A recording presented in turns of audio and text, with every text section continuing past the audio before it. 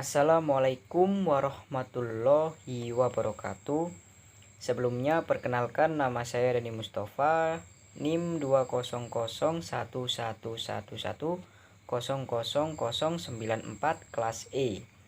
Mahasiswa semester 3 dari Universitas Trunojoyo Madura.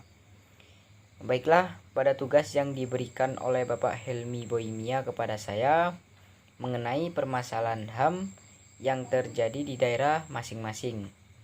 Jadi saya akan membahas mengenai kasus pelanggaran hak asasi manusia yang terjadi di daerah saya khususnya dengan analisis perspektif hukum dan HAM yang sudah saya pelajari di banyak buku dan jurnal sebelumnya, serta materi yang diberikan oleh Bapak Helmi Boimia kepada saya. Namun sebelum itu kita harus mengerti dulu apa itu pengertian dari hak asasi manusia dan pelanggaran hak asasi manusia. Jadi pengertian dari hak asasi manusia adalah sebuah konsep hukum dan normatif yang menyatakan bahwa manusia memiliki hak yang melekat pada dirinya karena ia adalah seorang manusia. Hak asasi manusia berlaku kapan saja, di mana saja dan kepada siapa saja, sehingga sifatnya universal. Universal sendiri berarti menyeluruh. Pengertian HAM sendiri juga banyak diutarakan oleh para ahli dalam bidangnya. Berikut merupakan pengertian HAM menurut para ahli hukum. Yang pertama adalah Profesor Kuncoro Purbopranoto. Beliau menyatakan bahwa hak asasi manusia adalah suatu hak yang sifatnya mendasar juga asasi. Kemudian yang kedua adalah John Locke.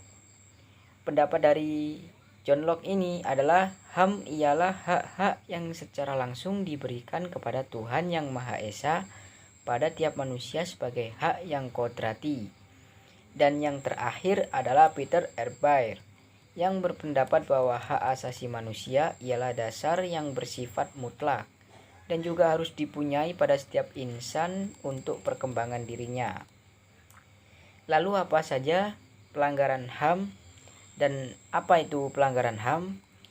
Jadi bentuk pelanggaran HAM ini banyak, tapi pengertian pelanggaran HAM ialah perbuatan seseorang atau kelompok orang termasuk aparat negara, baik disengaja ataupun tidak disengaja, kelalaian membatasi dan mencabut hak asasi manusia pada diri seseorang atau kelompok yang dijamin oleh undang-undang.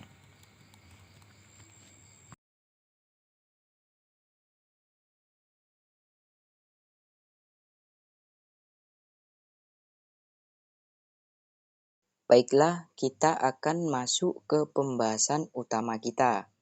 Jadi permasalahan HAM yang akan saya bahas pada tugas kali ini adalah penganiayaan kepada seorang aktivis perempuan yang diduga dilakukan oleh 6 orang laki-laki di Kabupaten Jombang, Jawa Timur. Jadi kronologi dari kasus ini bermula ketika Rani yang merupakan nama samaran korban tengah mengikuti kegiatan pengajian di rumah salah satu warga di Ploso, Jombang pada Ahad siang. Kemudian segerombolan orang masuk ke dalam rumah lalu menghampiri korban. Pelaku merampas ponsel korban dan membenturkan kepala korban ke tembok serta mengancam korban tidak akan selamat. Akibat kejadian itu, mahasiswi berusia 23 tahun tersebut harus menderita sakit di kepala dan trauma. Kemudian korban melaporkan kejadian tersebut ke Polsek Ploso dan telah menjalani visum. Pihak terkait belum mengetahui pasti motif dari penganiayaan yang diajukan oleh korban. Akan tetapi dugaan sementara hal ini berkaitan dengan kasus kekerasan seksual yang menyeret tersangka M. Subeki Azal Sani yang saat ini tengah ditangani oleh Polda Jatim. Kasus ini telah dilaporkan sejak 29 Oktober 2019 dan Rani selaku korban merupakan salah satu aktivis perempuan yang aktif mengadvokasi kasus kekerasan seksual yang dilakukan oleh tersangka M. Subeki Azal Sani. Selain itu, hasil lidik sementara, Korban dianggap telah memperburuk citra pondok pesantren yang ditempati oleh para pelaku. Hal ini dilakukan korban melalui media sosial. Oleh sebab itu, pondok pesantren juga berencana melaporkan Rani ke kepolisian dengan dugaan pelanggaran UU ITE. Namun terlepas dari itu, penganiayaan tetaplah penganiayaan. Apalagi dilakukan kepada seorang perempuan, jelas itu melanggar hak asasi manusia. Lalu mari kita kaitkan pelanggaran hak asasi manusia di atas dengan perspektif hukum. Tindakan pidana penganiayaan sendiri diatur dalam pasal 351 Kitab Undang-Undang Hukum Pidana KUHP. Ayat pertama mengatakan bahwa penganiayaan diancam dengan pidana paling lama 2 tahun 8 bulan atau pidana denda paling banyak Rp4.500. Ayat kedua, jika perbuatan mengakibatkan luka-luka berat, yang bersalah diancam denda pidana penjara paling lama 5 tahun. Yang ketiga, jika mengakibatkan mati diancam dengan pidana penjara paling lama 7 tahun.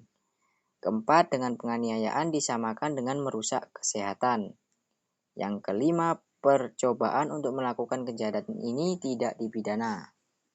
Baiklah, kesimpulan dari kasus ini bahwasanya tindakan pidana penganiayaan memang tidak dapat ditoleransi, terlebih melakukan tindakan tersebut kepada perempuan. Dalam artian para pelaku dapat dihukum dengan undang-undang yang berlaku. Begitulah presentasi yang dapat saya sampaikan. Apabila ada kekurangan, mohon maaf yang sebesar-besarnya. Terima kasih. Wassalamualaikum warahmatullahi wabarakatuh.